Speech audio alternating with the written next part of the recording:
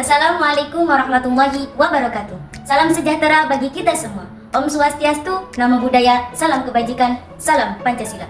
Puji syukur kita panjatkan kehadirat Allah Subhanahu wa taala. Semoga kita semua selalu dalam lindungan Tuhan Yang Maha Esa. Yang terhormat Bapak Ibu Dewan Juri dan penyelenggara kompetensi pidato nasional 2024. Perkenalkan, saya Dewi Intan, siswi kelas 11 di MAN 5 Cirebon, akan menyampaikan pidato dengan tema Peran Pancasila dalam menjaga kerukunan beragama. Dengan harapan semoga isi pidato ini menjadi sarana meningkatkan pemahaman tentang nilai-nilai Pancasila dan pentingnya kerukunan beragama di Indonesia. Hadirin yang berbahagia, dalam panorama keberagaman etnis, suku, budaya, dan agama yang mengagumkan, Indonesia dihadapkan pada tantangan besar untuk mempertahankan persatuan dan kesatuan di tengah dinamika global dan berbagai pergolakan internal. Keberadaan Pancasila sebagai ideologi negara dan moderasi beragama, sebagai prinsip untuk memelihara kerukunan antar agama, juga berperan penting dalam membangun Indonesia yang maju. Pancasila sebagai dasar negara Indonesia terdiri dari 5 sila yang mengandung nilai-nilai fundamental yang mendasari kehidupan berbangsa dan bernegara. 5 sila yang mengandung komitmen ketuhanan, kemanusiaan, persatuan, kerakyatan, dan keadilan, menandakan komitmen untuk mengatasi kesenjangan sosial dan ekonomi. Melalui kesaktian Pancasila yang diperingati setiap 1 Oktober, bangsa Indonesia diberikan landasan filosofis yang inklusif, memungkinkan berbagai agama dan keyakinan untuk hidup berdampingan dengan damai. Ini membentuk fondasi kuat bagi toleransi dan penghormatan terhadap perbedaan.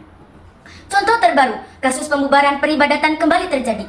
Pembubaran ibadah menimpa mahasiswa Katolik Universitas Pamulang, Unpam di Tangerang Selatan, Banten, yang menunjukkan betapa buruknya toleransi di Indonesia.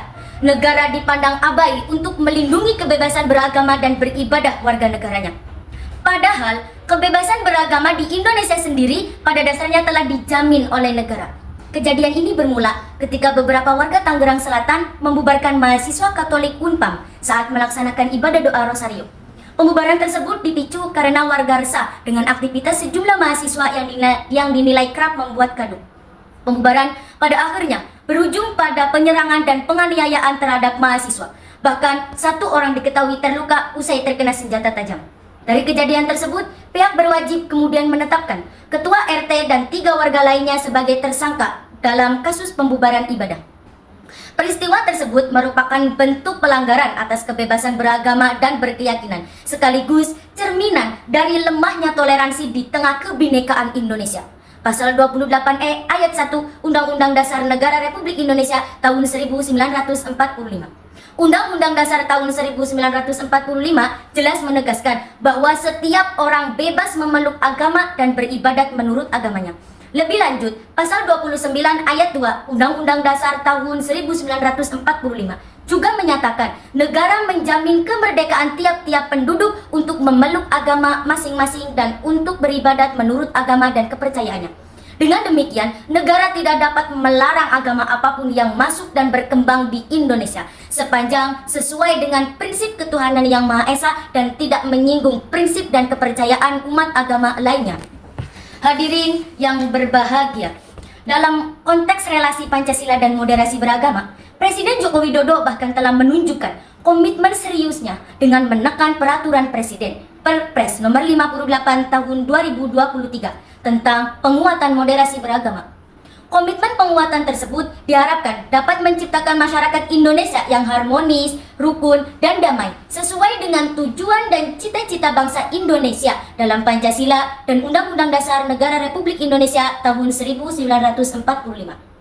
Untuk mencapai cita-cita mulia tersebut, setidaknya ada 4 indikator utama untuk mengukur keberhasilan moderasi beragama. Pertama, komitmen kebangsaan.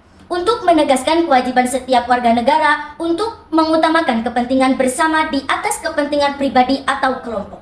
Dalam konteks beragama, hal ini berarti menghormati dan memahami hak orang lain untuk memilih dan mengamalkan agama masing-masing tanpa adanya tekanan atau diskriminasi. Kedua, adalah kunci dalam membangun harmoni di masyarakat.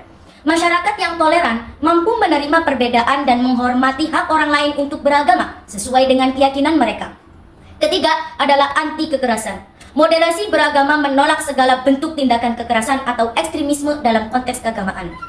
Kebebasan beragama sejatinya tidak boleh digunakan sebagai alasan untuk melakukan tindakan yang merugikan atau membahayakan orang lain. Keempat, penerimaan terhadap tradisi adalah aspek lain yang penting dalam moderasi beragama. Ini mencakup pengakuan terhadap tradisi-tradisi keagamaan yang menjadi integral dari identitas suatu masyarakat. Hadirin yang berbahagia, kesimpulan, berpancasila hakikatnya beragama yang benar adalah menghayati nilai-nilai Pancasila sebagai dasar bagi sikap, tindakan, dan hubungan keberagaman. Ini mengajarkan kita untuk menjalankan agama dengan menghormati perbedaan, membangun dialog antar umat beragama, dan memprioritaskan nilai-nilai kemanusiaan dan keadilan. Dalam era globalisasi dan interkoneksi, memahami hakikat berpancasila dalam beragama adalah langkah penting untuk menjaga harmoni dan kedamaian dalam masyarakat yang beragam. Dalam konteks global, integrasi Pancasila dan moderasi beragama menjadikan Indonesia sebagai pemersatu untuk Indonesia maju.